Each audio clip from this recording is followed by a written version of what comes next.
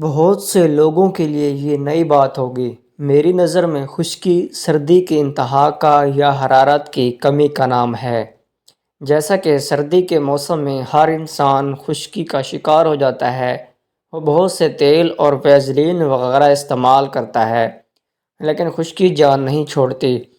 جیسے ہی سردی کی حدت کم ہوتی ہے، سورج کی حرارت بڑھتی ہے، سب لوگوں کی خشکی سے جان چھوٹ جاتی ہے۔ اسی طرح انسانی جسم میں حرارت پیدا کرنے کے لیے جگر ہے۔ اگر ہمارا جگر درست کام کرے تو ہمارے جسم میں خشکی پیدا نہیں ہوگی۔ جگر درست افعال سر انجام تب دے گا جب اس کی غذا اسے ملے گی۔ اتنا لکھنے کے بعد کچھ سوالات پیدا ہوتے ہیں کہ خشکی سے کیا ہوتا ہے؟ خشکی سے چیزیں پھٹ جاتی ہیں، جسم کے اعضاء میں سکیڑ پیدا ہوتا ہے۔ خشکی سے اعضاء دبلے پتلے ہوتے ہیں، نیند ختم ہو جاتی ہے۔ اگر خشکی حد سے بڑھ جائے تو ایسی علامات ظاہر ہو جاتی ہیں جن کو بیماریاں کہا جاتا ہے۔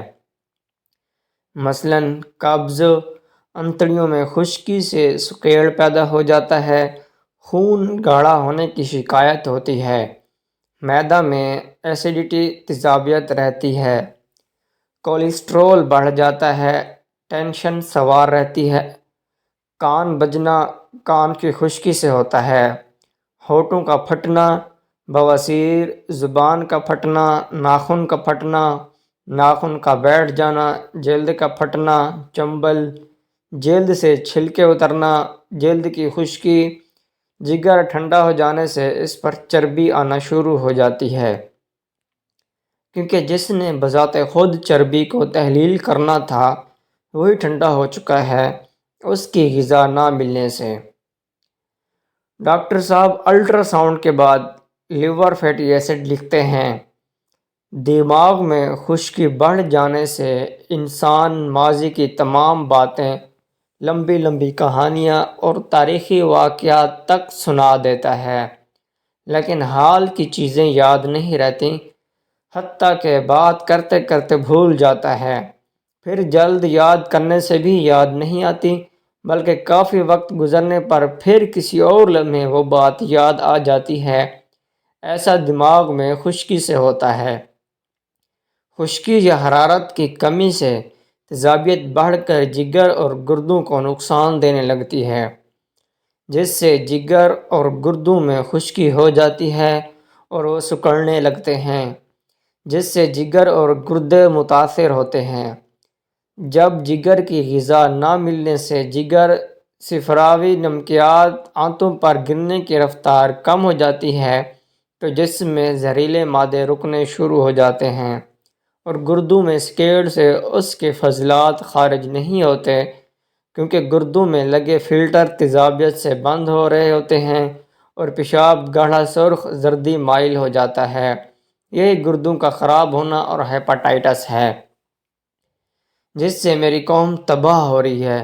یہ ایسی علامات ہیں جن کا خشک اثرات رکھنے والی ادویات سے علاج ہوتا نظر نہیں آتا۔ بیان کردہ مسائل کا حل کیا ہے؟ کسی ماہر طبیب سے اپنی تشخیص کروائیں۔ جو تشخیص جانتا ہو، یہ بتا سکتا ہو کہ یہ بیماریاں کب، کہاں، کیسے، کیوں اور کس سے پیدا ہوتی ہیں۔ غذا کی شکل میں میری معصوم قوم خود بھی ان سے بچ سکتی ہے۔ تشخیص کے بعد اگر تھوڑا غور و فکر سے کام لیں تو بہت جلدی ان بیماریوں سے جان چھوٹ سکتی ہے۔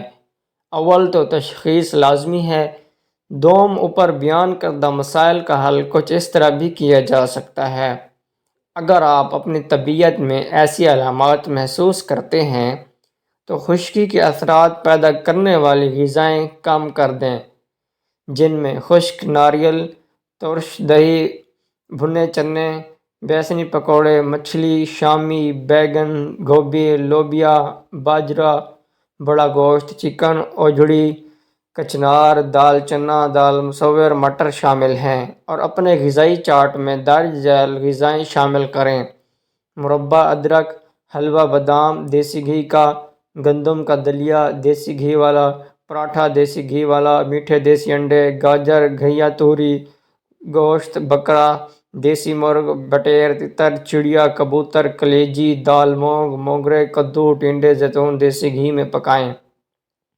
سلاد میں سبز پودینہ، پیاز اور سونٹھ، زیرہ، کلی مرچ، ہلدی، گائے کا دودھ، شہد۔ پھلوں میں آم، شیریں، خربوزہ، امرود پکے ہوئے، انگور میٹھے، پیپتا، کھجور وغیرہ اپنے غذائی چارٹ میں زیادہ شامل کریں تو چند دنوں میں آپ کی صحت بہتر ہو